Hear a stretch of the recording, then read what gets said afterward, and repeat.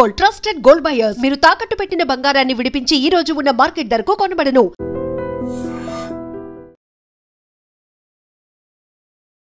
నమస్కారం, welcome to I dream. ధర్మ మార్గం విత్ విజిత కార్యక్రమానికి స్వాగతం.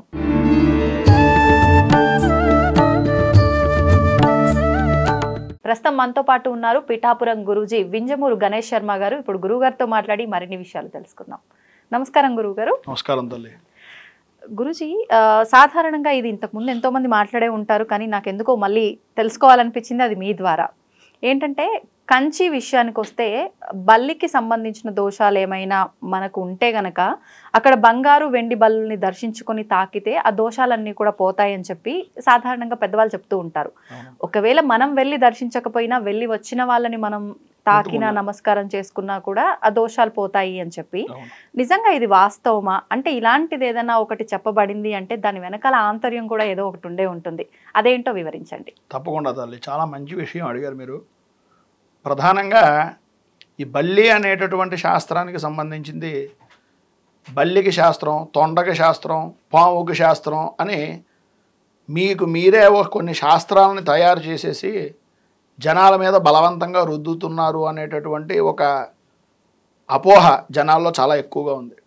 అయితే బల్లి అనేటటువంటిది శాస్త్ర ప్రకారంగా చూసుకుంటే ఏ ప్రదేశాల్లో పడితే ఏ విధమైనటువంటి దోషం వస్తుంది అనేటటువంటిది వివరిస్తూనే దీంట్లో సైన్స్ పరంగా మనం తీసుకున్నట్లయితే బల్లికి అనేక రకాలైనటువంటి క్రిముల్ని దాన్ని తీసుకుని దాని స్వెట్ అంటే దాని యొక్క స్వేద గ్రంథుల నుంచి విడుదల చేసేటటువంటి దాని వలన కొన్ని రకాల ప్రమాదాలు జరుగుతాయి అని ఈ మధ్యన ఆధునిక సైన్స్ మనం చెప్పుకునేటటువంటి దాంట్లో నిరూపితం అవుతుంది. అంతే కదా? అవునండి.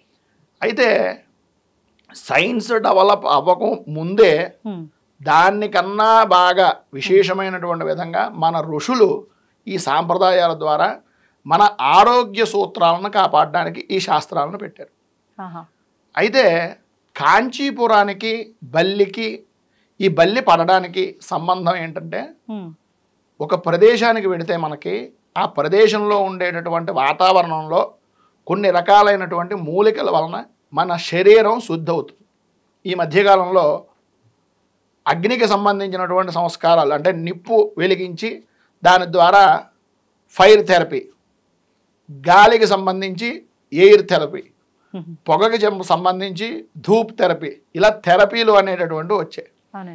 అలాగా కృతయుగానికి సంబంధించినటువంటి విధానంలో వరదరాజస్వామికి సంబంధించినటువంటి క్షేత్రం. ఏ కథైనా కంచికి వెళ్ళిందంటాడు. అవును, వరదరాజుడు అనేటటువంటి స్వామి అంత విశేషమైనటువంటిది, ఆ వాతావరణం అంత గొప్పది. ఎటువంటి దోషాన్నైనా సరే తీయగలిగినటువంటి శక్తి ఆ ప్రదేశానికి మాత్రమే ఉంది. ఇప్పుడు ఈ మధ్యకాలంలో మనకు తెలుసున్నంత వరకు కరోనా వైరస్ వచ్చింది. ఈ కరోనా వైరస్ వలన, ఒక వైరస్ వల్ల ఆ వాతావరణం శుద్ధి చేయడానికి ఏం చేయాలి అని తపన పడుతుంటే ప్రతివారు ఏం చేశారు, ఆవు పిడకలు ధూపం చేసుకుని ఇల్లంతా వేసుకున్నారు. దీనివలన ఆ కరోనాకి సంబంధించినటువంటి ప్రభావం తగ్గుతోంది అని నిరూపించుకున్నారు. నిరూపణగా మనకి బయటకు వచ్చింది. అలాగా ఈ బల్లి పడినటువంటి దాని వలన వచ్చేటటువంటి దుష్ప్రభావాలు ఆ ప్రదేశానికి వెళ్ళి అక్కడ ఉండేటటువంటి ప్రదేశాన్ని తాకడం వలన మన శరీరంలో ఉండేటటువంటి మలినం పోతుంది. అక్కడ నుంచి వచ్చినటువంటి వ్యక్తిని ముట్టుకున్న ఆ గాలి, దానికి సంబంధించిన స్పర్శ ఉంటుంది కనుక ఈ ప్రభావం వీళ్ళకు కూడా వస్తుంది అనే ఉద్దేశంతో బల్లికి సంబంధించినటువంటి కంచి వెళ్ళి వచ్చిన వారిని ముట్టుకుంటే ఈ రకమైనటువంటి శాంతి జరుగుతుంది అనేటటువంటి విషయాన్ని. అది ఎంతవరకు అండి? అది ఎక్కువ రోజులు ఇప్పుడిప్పుడే వెళ్ళొస్తే ఓకే, ఆ గాలి అదంతా పవర్ వాళ్ళ దగ్గర ఉందేమో అనుకోవచ్చు. కానీ ఎప్పుడు వెళ్ళొచ్చినా సరే మనం వాళ్ళని తాకొచ్చు అని అంటుంటాం కదా. అనుమానం లేకుండా తాకొచ్చు. ఎందు గురించి అనేటటువంటిది ఉదాహరణగా చెప్పుకోవాల్సి వస్తే, కాంచీపురం అనేటటువంటి క్షేత్రం కంచి వరకునే ఉంది అని కూడా అమాయకత్వం. మనకి జగద్గురువులు కూడా ఉపదేశం చేసినటువంటి విషయం ఏంటంటే, మనకి కలియుగంలో అంటే కృతయుగం, త్రేతాయుగం, ద్వాపర యుగం, కలియుగం, 4 యుగాలు. ఈ కృతయుగానికి సంబంధించినటువంటి స్వామి మనకి తిరువనంతపురంలో ఉండేటటువంటి రంగనాథుడైతే, వరదరాజుడు కంచికి అంటే మనకి కృతయుగానికి వరదరాజుడు, త్రేతాయుగం దగ్గరకు వచ్చేటప్పటికి రంగనాథుడు. ద్వాపర యుగానికి వచ్చేటప్పటికి పూరి జగన్నాథుడు, కలియుగంలో ప్రత్యక్ష దైవం కలవు వెంకటనాయక వెంకటేశ్వరుడు. ఈ వెంకటేశ్వర స్వామి వెలిసినటువంటి తిరుమల క్షేత్రం పుష్కరిణి ఎక్కడి నుంచి అయితే ప్రారంభమైందో అక్కడి నుంచి కంచి అమ్మవారు ఉండేటటువంటి ప్రదేశం అంతా కూడా శ్రీపురము అని పేరు దానికి శ్రీపురం. ఎందుకనండి ఆ పేరు? ఆ క్షేత్రానికి ఉండేటటువంటి విశిష్టత, అమ్మవారు ఆ ప్రదేశాన్ని పరిపాలించేటటువంటిది అని. ఆ క్షేత్రంలో ఉండేటటువంటివి శ్రీ అంటే బెల్వం, శ్రీ అంటే తులసి, శ్రీ అనేటటువంటి అక్షరాలకు తామరలో కలువలు ఈ అర్థాలు ఉండేటటువంటివి, లక్ష్మీప్రదమైనటువంటివి అని. ఈ ఆరోగ్యం మనకు కావాల్సిందంటే ఆరోగ్యమే మహాభాగ్యం అని కదా మనం చెప్పేది. ఆ రకమైనటువంటి ఔషధీ గుణాలు ఆ ప్రదేశంలో ఉన్నాయి. ఆ కారణంగా ఆ ప్రదేశానికి శ్రీపురము అనేటటువంటి పేరు. ఈ క్షేత్రంలో సాధ్యమైనంత వరకు తిరుమల అందరూ వెడుతూనే ఉంటారు. ఈ తిరుమల వెంకటేశ్వర స్వామి వారి యొక్క దేవాలయంలో మనకి వెంకటేశ్వర స్వామి హుండీ వేయడం, దర్శనం చేసుకోవడం, వచ్చేయడం సాధ్యమైనంత వరకు తెలుసు. కానీ ద్వారానికి ప్రారంభ భాగంలోనే శంఖపాదుడు, పద్మపాదుడు అనేటటువంటి వాళ్ళు ఈ మధ్యకాలంలో బాగా ప్రాచుర్యంలో వాకిలి దగ్గర చూసి వాళ్ళకి పద్మనిధి, శంఖనిధికి నమస్కారం చేసుకుని లోపలికి వెళ్ళడం అనేటటువంటిది చేస్తున్నారు. అలాగా ఈ మూర్తుల్లో ఉండేటటువంటి దాంట్లో 3 రకాల మూర్తులు ఉన్నాయి. ఈ గర్భాలయం లోపలికి వెళ్ళినప్పుడు వెండివాకిలి దాటిన తర్వాత ఎదురుగుండా ఉండేటటువంటి ధ్వజస్తంభం దగ్గర రంగనాథ స్వామి యుగానికి సంబంధించినటువంటి విధానంలో, ఈ పక్కన వరదరాజస్వామి, లోపల ఉండేటటువంటి మూర్తి కలియుగానికి ప్రతీకగా ఉండేటటువంటి వెంకటేశ్వర స్వామి. వీటిని దర్శనం చేసుకున్నాక సాధ్యమైనంత వరకు ఈ ధర్మపరంగా తెలుసున్నటువంటి వాళ్ళు, పెద్దల ద్వారా తెలుసుకున్నటువంటి వారు కంచి వెళ్ళలేనటువంటి పరిస్థితి ఉంటే రంగరాజస్వామి దేవాలయం అని స్వామివారికి సంబంధించినటువంటి హుండీ ఎదురుగుండా ఉండేటటువంటి దాంట్లో సభ ఏర్పాటు చేస్తారు, ఆరవాల సభ. ఆ నృసింహస్వామికి పైకి ఎక్కేటటువంటి ప్రదేశం దగ్గర అక్కడ బల్లి బొమ్మ ఉంటుంది. ఆ బల్లిని తాకడం వలన కూడా కాంచీపురానికి సంబంధించినటువంటి పురం కనుక అది, ఆ క్షేత్రంలో ఉండేటటువంటి వనమూలికలతో కూడుకున్నటువంటిది కనుక ఆ ప్రదేశాన్ని ముట్టుకున్న దానికి సంబంధించినటువంటి దోషం పోతుంది. అది మనకు తాకడానికి అనువుగా ఉంటుందండి, బ్రహ్మాండంగా ఉంటుందమ్మా. ఈ మధ్య కాలంలో కొంచెం సెక్యూరిటీ ప్రాబ్లమ్స్ వలన పంపించడం లేదేమో తప్ప అక్కడ అద్భుతమైనటువంటి అది ముట్టుకున్నా సరే. అందు గురించనే మానకుండా తిరుపతిని దర్శనం చేసుకునేటటువంటి సాంప్రదాయం కూడా మన వాళ్ళలో ఏర్పాటు చేశారు. దాంతో పాటు ఆ దర్శనం చేసుకోవడం వలన కూడా లక్ష్మీ సంబంధమైనటువంటి స్థితి కలుగుతుంది, శరీరం కూడా విశేషమైనటువంటి దోషభూయిష్టంగా ఉంటుంది. ఇది దీంట్లో ఉండేటటువంటి అంతరార్థం తల్లి. ఈ కారణంగా బల్లి అనేటటువంటిది శాస్త్రబద్ధమైనటువంటి విధానంలోనే దీనికి సంబంధించినటువంటివి శాంతి కమలాకరం అని ఒక గ్రంథం ఉంది. శాంతి కమలాకరం, శాంతి కమలాకరం. ఇందులో బల్లితో పాటుగా మనకి ఇంట్లో గుడ్లగోబు వచ్చిన, ఇంట్లోకి గబ్బిలాలు వచ్చిన వాటి వలన వచ్చేటటువంటి దోషాలేంటి, అటువంటివి కూడా తేనె పట్టు పట్టడం వలన వచ్చేటటువంటి దోషాలేంటి, వీటిని కూడా సవివరంగా దానికి సంబంధించినటువంటి పరిహారం ఏం చెయ్యాలి, ఎలా చెయ్యాలోతో సహా ఆ గ్రంథంలో ప్రత్యేకంగా లిఖించుంది. ఇది శాస్త్రమే, శాస్త్రబద్ధమే. ఎవరు ఎన్ని మూఢనమ్మకాలు అనుకున్నా ఇది మాత్రం సప్రమాణంగా అనుభవించినటువంటి వాళ్ళకి మాత్రమే తెలుస్తుంది. ఇప్పుడు మీరు ఇందాక మాట్లాడుకున్నప్పుడు తిరుపతి, కంచి, ఇంకేదో 3 విషయాలు అని అన్నారు కదా, అది ఇంకొక విషయం ఏంటి గురుగారు? తిరుపతికి సంబంధించినటువంటి విషయంలోనే వరాహ క్షేత్రం అది. అంటే భూ సంబంధమైనటువంటి విషయం నిమిత్తంగా ఇబ్బందులు పడుతున్నటువంటి వారు కానీ, కోర్టుల్లో భూ సంబంధమైనటువంటి వివాదాలు కలుగుతున్నటువంటి వారు కానీ, లేదు ఆరోగ్య విషయం నిమిత్తంగా ఇబ్బంది పడుతున్నటువంటి వారు కానీ ఈ క్షేత్రాన్ని దర్శించుకోవడం వలన దానికి అంటే కృతయుగానికి సంబంధించినటువంటి విధానంలో దేవుళ్ళు, త్రేతాయుగ సంబంధమైనటువంటి దేవుడు, ద్వాపరి అంటే యుగానికి ఒక దేవతా సంబంధమైనటువంటి స్థితిలో కలవు వెంకటనాయక, కలియుగానికి వెంకటేశ్వరుడు దీనికి సంబంధించినటువంటి మూర్తి అనేటటువంటిది చెప్పడం జరిగిందమ్మా. గురుగారు, ఇప్పుడు మనం అంటే ఎవరి భావనను బట్టి వాళ్ళు ఒక్కొక్క రూపాన్ని ఒక్కొక్క రకంగా ఆరాధిస్తాం, కానీ భగవంతుడంతా ఒక్కటే, శక్తి నుంచి ఉద్భవించిన రూపాలే ఇవన్నీ స్వరూపాలు అంటారు కదా. మరి ఎందుకని ఒక్కొక్క యుగానికి ఒక్కొక్క రూపంగా ఇలా ఎందుకు నిర్ణయించబడింది? చాలా అద్భుతమైన ప్రశ్న తల్లి. ప్రధానంగా ఇప్పుడు ఉదాహరణగా తీసుకుంటే లౌకికంగా మాట్లాడుకుందాం. మీరే ఉన్నారు, మీ నాన్నగారికి కూతురు, వివాహం అయిన తర్వాత భార్య, సంతానం కలిగిన తర్వాత పిల్లలు. ఆ మగపిల్లవాడు పుడితే దాని తర్వాత కోడలుగా అత్తగారు, ఆడపిల్ల పుట్టిన ఆయనకి అల్లుడికి అత్తగారు. ఒకే మూర్తి వ్యక్తమయ్యేటటువంటి పరిస్థితుల్లో ఉండే వ్యక్తులను అనుసరించి ఏ విధంగా రూపాంతరం చెంది వరస మారుతుందో, యుగ ధర్మాన్ని అనుసరించి యుగ సమయంలో ఉండేటటువంటి రాక్షసులు అడిగినటువంటి వరాలను అనుసరించి ఆ దేవతా స్వరూపం ఆ రూపాన్ని ధరించవలసి వచ్చింది తప్ప ఏ విధంగానూ అనుమానం లేదు. ఉదాహరణగా హిరణ్యకశిపుడు ఉన్నాడు. హిరణ్యకశిపుడికి సంబంధించినటువంటి వరం ఏమిటి? హిరణ్యకశిపుడు అడిగినటువంటి వరం పగలు చావకూడదు, రాత్రి చావకూడదు, అస్త్రాల చేత చచ్చిపోకూడదు, శస్త్రాల చేత చచ్చిపోకూడదు, భూమి మీద చావకూడదు, గగన మార్గంలో చావకూడదు. ఇలాగా కొన్ని వందలు వేలు రకాలైనటువంటి షరతులతోటి ఆయన వరాన్ని పొందాడు. చావు మినహాయించి ఏదైనా కోరుకోమన్నారు కనుక వాటన్నింటికి సరిపోయే విధానంలో నరుడు కాదు, వానరుడు కాదు, మృగము కాదు, అలానే నారసింహ రూపం.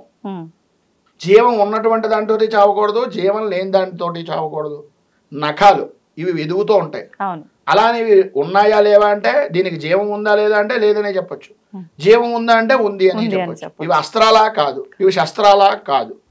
భూమి మీద నేల ఆకాశం మీద కాకుండా గడప మీద కూర్చోబెట్టాడు. అందు గురించి అని చెప్పేసి సంధికాలంలో ఎలాగా ఉదయము కాదు రాత్రి కాదు సంధ్యాకాలంలో సంహారం చేశారు. వాడు ఏ విధంగా అయితే మరణానికి అవకాశం ఉందో ఆ అవకాశాన్ని తీసుకుని ఏ విధంగా అయితే సంహారం చెయ్యాలో ఆ రూపాంతరము అనేటటువంటిది ఆ పద్ధతిలో వచ్చింది తప్ప ధర్మాన్ని అనుసరించి మాత్రమే అవతారాలు తీసుకోవడం జరిగింది. రూపం ఆ యొక్క ప్రభావాన్ని బట్టి ఉండేటటువంటి అంశాలను అనుసరించి గ్రహాలకు కావచ్చు, వారు కోరుకునేటటువంటి అభిప్రాయానికి కావచ్చు, వారి మనస్సుకు బాగా దగ్గరైనటువంటి రూపానికి కావచ్చు, ఆ భావనతో ఆ దేవతలను పూజిస్తున్నారు తప్ప ఇందులో ఏ దేవుణ్ణి పూజ చేసినా సర్వదేవ కేశవం ప్రతిగచ్చతి అని చెప్పేసి మనకి శాస్త్రం చెబుతున్నటువంటి మాట. సర్వదేవ నమస్కార కేశవం ప్రతిగచ్చతి. ఎవరికి చేసినా విష్ణువుకే చెందేటటువంటిది. ఎందు గురించి అంటే విష్ణువు అనేటటువంటిది వ్యాపించి ఉన్నటువంటి వాడు అనేటటువంటిది కదా అర్థం. ఆ రకంగా విశేషమైనటువంటి రూపాంతరాల్లో మార్పులు అమ్మవారుగా వచ్చినా, ఈశ్వరుడుగా వచ్చినా, విష్ణువుగా వచ్చినా ఏకీకృతమైనటువంటి చైతన్యం ఒక్కటే. ఆ ఒక్కటే ఆ భావనలో ఉంటే కనుక అద్భుతమైనటువంటి ఫలితం వస్తుంది. ఇప్పుడు అంటే ఒక్కొక్క రూపము ఎలా అయితే ఒక్కొక్క అభిప్రాయాన్ని బట్టి ఆ కోరికని బట్టి మనం ఎలా భావిస్తున్నామో ఎలా ఆరాధిస్తున్నామో, ఇప్పుడు వెంకటేశ్వర స్వామి అంటే ఒక మాసం ప్రత్యేకము, శివుడు అంటే ఒక మాసం ప్రత్యేకము, అలా నిర్ణయించబడింది ఒక నిర్దిష్టమైన కాల పరిమితి అనేది. ఇప్పుడు ఎలాగో విష్ణుమూర్తి అని అంటే శ్రావణ మాసంలో లక్ష్మీ అమ్మవారిని స్వామివారిని ఇద్దరిని ఆరాధించే మాసం. ఈ మాసానికి రిలేటెడ్గా స్వామివారి ఆరాధన గురించి ఏమన్నా చెప్పండి. అద్భుతం అమ్మా. ఇప్పుడు శ్రావణ మాసంలో కృష్ణుడు పుట్టాడు.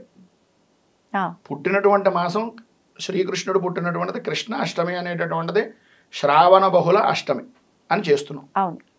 అయితే ఈ అష్టమి తిథి నాడే స్వామి పుట్టడానికి కారణం స్వామి శ్రావణ మాసాన్నే ఎంచుకోవడం అనేటటువంటి దాంట్లో అంతరార్థం ఉందా అంటే వేదం చెప్పింది దీనికి.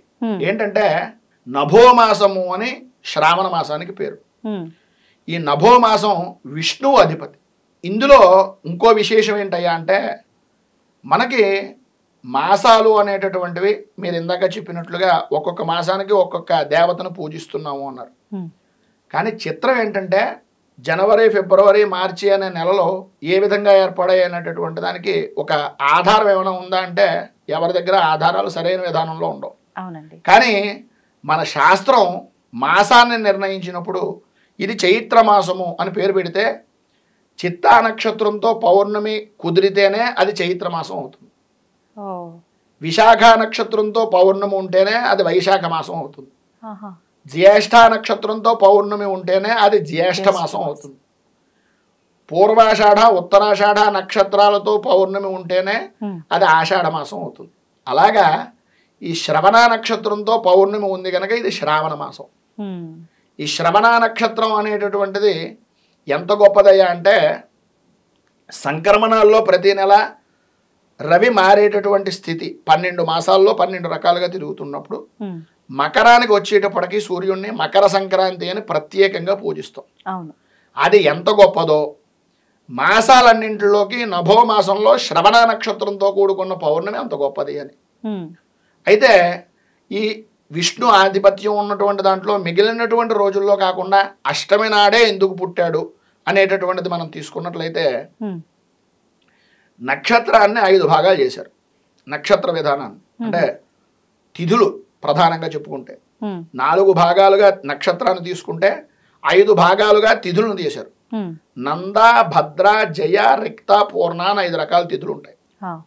నంద తిథులలో గనక మనం ఏ పని చేసినా అనర్థాలు దారితీస్తుంది అని, భద్ర తిథుల యందు బంధనం కలుగుతుంది అని, రిక్త తిథులలో చేసేటటువంటిది మరణాన్ని శాసిస్తుంది అని, అలాగే పూర్ణ జయలు అనేటటువంటి దాంట్లో పూర్ణత్వము జయత్వము కలుగుతుంది అని, వీటిల్లో భాగం చేసుకునేటటువంటి దాంట్లో ప్రధానంగా పంచమి తిథి అనేటటువంటిది పూర్ణతిథి, తదియ తిథి అనేటటువంటిది జయతిథి, అలాగా అష్టమి అనేటటువంటిది జయతిథి.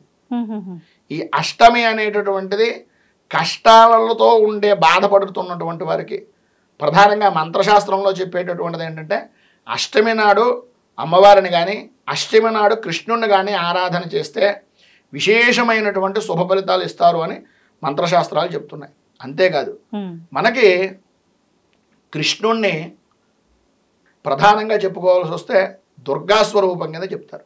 అమ్మవారి స్వరూపం. శ్రీరామచంద్రమూర్తి లలితా స్వరూపం అంటారు. అంటే రూపాంతరాల్లో అమ్మవారికి సంబంధించినటువంటి అవతారాల కింద తీసుకుంటే లలితా స్వరూపమే శ్రీరామచంద్రమూర్తి, దుర్గా స్వరూపం ఏదైతే ఉందో అది కృష్ణ స్వరూపం. అది జయాన్ని కలగజేస్తుంది, దుష్ట సంహారానికి దుర్గా అని చెప్పేసి. అష్టమి అనేటటువంటిది దుర్గా సంబంధమైనటువంటి స్వరూపం గనక కృష్ణుడు కూడా ఆ అంశతో ఉండేటటువంటి వ్యక్తి గనక అష్టమ గర్భంలో అష్టమి రోజున అర్ధరాత్రి పుట్టాడు స్వామివారు. ఈ అర్ధరాత్రి అనేటటువంటిది ఏంటయ్యా అంటే నిశ అని దీని పేరు. లక్ష్మీ సంబంధమైనటువంటి దాంట్లో లక్ష్మీ సహస్రనామాల్లో నిశ అని పేరు ఒకటి ఉంటుంది. నిశాయై నమః ఆవిడ పేరు. ఇందులో గొప్ప అంతరార్థం ఏంటయ్యా అంటే మనకి ఋషి సాంప్రదాయం ఈశ్వరుడికి నందిని, విఘ్నేశ్వరుడికి ఎలకని, సుబ్రహ్మణ్యేశ్వర స్వామి వారికి ఏమో మయూరాన్ని, ఇలా ఒక్కొక్కరికి ఒక్కొక్క వాహనాన్ని ఇచ్చారు. ఇందులో కూడా అంతరార్థం ఉందా అంటే ఋషి సాంప్రదాయం అనేటటువంటిది ఖచ్చితంగా ఏదో ఉపయోగం అనేటటువంటిది లేకుండా మాత్రం పెట్టినటువంటిది కాదు. నిశ అనేటటువంటి పేరుకి అనుసంధానంగా ఉండేటటువంటిది గొడ్లగోబ. అందుకనే లక్ష్మీ వాహనం కింద గొడ్లగోబని చూపిస్తారు. గొడ్లగోబని ఎందుకు చూపిస్తారంటే ఈగ కానీ దోమ కానీ ఎగురుతోంది అనుకోండి, అది మన చెవు దగ్గరికి వచ్చేటప్పటికి ఏదో ఒక రక శబ్దం వినిపిస్తుంది. కానీ గొడ్లగోబ ఎగిరింది అనుకోండి శబ్దం రాదు. అది సైంటిఫికల్ గా కూడా రుజువైంది, మీరు కావాల్సితే చూసుకోవచ్చు. చంచలమైనటువంటి లక్ష్మి శ్రావణ మాసంలో మారుతూ ఉంటుంది. ఆ చంచలమైనటువంటి స్వరూపానికి ప్రతీకగా వెడుతున్నటువంటిది కూడా తెలియదు. లక్ష్మి వెళ్ళిపోయింది, రాత్రికి రాత్రి కోటీశ్వరుడు అయిపోయాడు రా అంటాడు. అంటే అర్ధరాత్రి సమయంలో సంచరించేటటువంటి తల్లి అని. ఆ అర్ధరాత్రి సమయంలోనే గొడ్లగోబ కళ్ళు కనిపించడం, పొగలు కనిపించదు, దానికి రాత్రే కనిపిస్తుంది. దీనికి రాత్రి సంచారం చేస్తూ ఉంటుంది. రాత్రి సంచరించేటటువంటి ప్రతీక గొడ్లగోబ. దాని గురించి లక్ష్మికి ప్రతీకగా గొడ్లగోబను వాహనం కింద పెట్టారు అక్కడ. అందులో ఉండేటటువంటి అంతరార్థం అది. అలాగా మంత్రశాస్త్రంలో కృష్ణుడు అనేటటువంటిది దుష్ట సంహారానికి ఆవిర్భవించినటువంటి ఈ మాసం నభో మాసము అని పేరు దీనికి. అంత విశేషమైనటువంటి కృష్ణుడు ప్రత్యేకంగా ఈ అవతారాన్ని ఆయన తీసుకున్నాడు. ఆయన జన్మించలేదు, జన్మించాడు అని జన్మాష్టమి అని పేరుతో చెప్తున్నాం. కానీ కృష్ణుడు తనంతట తానుగా ఉద్భవించాడు అనే చెప్పేసి చెప్తోంది మనకి భాగవతం చెప్పిన. ఈ భాగవతంలో కూడా వసుదేవుడికి సంబంధించినటువంటిది, దేవకి సంబంధించినటువంటిది నొప్పులు మాత్రమే వచ్చేటప్పటికీ విష్ణువు నేను అంశగా ఆవిర్భవించాను అని తనకు తాను ప్రతీకగా చూపించుకున్నాడు తప్ప పుట్టినట్లుగా అక్కడక్కడ ఆధారాలు ఏం లేవు. అంత విశేషమైనటువంటి తనంతట తానుగా మూర్తీభవించినటువంటి మనుష్య రూపాన్ని ధరించినటువంటి ఏకైక అవతారం కృష్ణ స్వరూపం. అంత గొప్పది కృష్ణుడు. ఇప్పుడు అంటే దేవతలకి పుట్టుక మరణము ఇలాంటివే లేనప్పుడు ఈ నక్షత్రము పుట్టిన నక్షత్రం స్వామివారి నక్షత్రం ఇది ఇలా అని చెప్తూ ఉంటారు కదా గురుగారు, అది ఎలా వచ్చింది? ఇప్పుడు మీరు ఇందాక అడిగినటువంటి దాంట్లోనే మనకి సమాధానం కింద తీసుకుంటే మన వారం ఏర్పడడానికి మనకి నక్షత్రాలు ఏర్పడడానికి సంధి ఏ విధంగా అయితే ఇందాక శ్రావణ మాసంలో అర్ధరాత్రి సమయంలో అష్టమి నాడు పుట్టాడు అని చెప్పారు. శ్రవణ నక్షత్రం దగ్గర నుంచి 8వ నక్షత్రం లెక్క పెట్టండి. ధనిష్ట, శతభిషం, పూర్వభద్ర, ఉత్తరభద్ర, రేవతి, అశ్విని, భరణి, కృత్తిక, రోహిణి. 9వది రోహిణి నక్షత్రం. అర్ధరాత్రి సమయంలో పుట్టాడు. శ్రవణ నక్షత్రం నుంచి ఎగుడు దిగుడులో తిథులు ఉంటే 8వ రోజు కింద వచ్చేటటువంటి నక్షత్రం ఏంటి? రోహిణి నక్షత్రం. అంతే. ఆ రోజున ఆ నక్షత్రం ఉంది కనుక ఆ రోహిణి నక్షత్రంతో ఆవిర్భవించాడు అని చెప్పేసి చెప్తున్నారు. ఇందు గురించని చంద్రుడు దానికి అధిపతి. చంద్రుడు మనఃకారకుడు. మనస్సుకు సంబంధించినటువంటి బాధను తొలగించాలి అంటే మనస్సుకు అధిపతి అయినటువంటి గ్రహం చంద్రుడు. బాధ అనేటటువంటిది మనస్సుకు కలుగుతుంది కనుక ఆ మనస్సులో ఉండేటటువంటి బాధను తీర్చే శక్తి చంద్రాంశతో ఉండేటటువంటి మనస్సు ఉండేటటువంటి వాడికి మాత్రమే దొరుకుతుంది కనుక పాలల్లాంటి స్వచ్ఛమైనటువంటి మనస్సుకు ప్రతీకగా కృష్ణుడు ఆ సమయంలో ఆవిర్భవించాడు. ఇది దీంట్లో ఉన్నటువంటి అంతరార్థం. అది తల్లి. ధన్యవాదాలు గురుగారు, మంచి విషయాలు తెలియజేశారు. చాలా సంతోషం. నమస్కారం. పరమాత్మకు జీవా సరే దాన్ని అట్లా కప్పేసేయండి, చూపించదండి. Krishna is there. మూర్తి పూజ కాదు, సాక్షాత్ బ్రజేంద్ర నందన భగవాన్ ఉన్నారు మూర్తిలో. ఏమీ ఆశించకుండా ఆరాధించే వాళ్ళు కూడా ఉన్నారా ప్రభుజీ? నిజమైన భక్తి అంటే మనకు తెలియదు కాబట్టి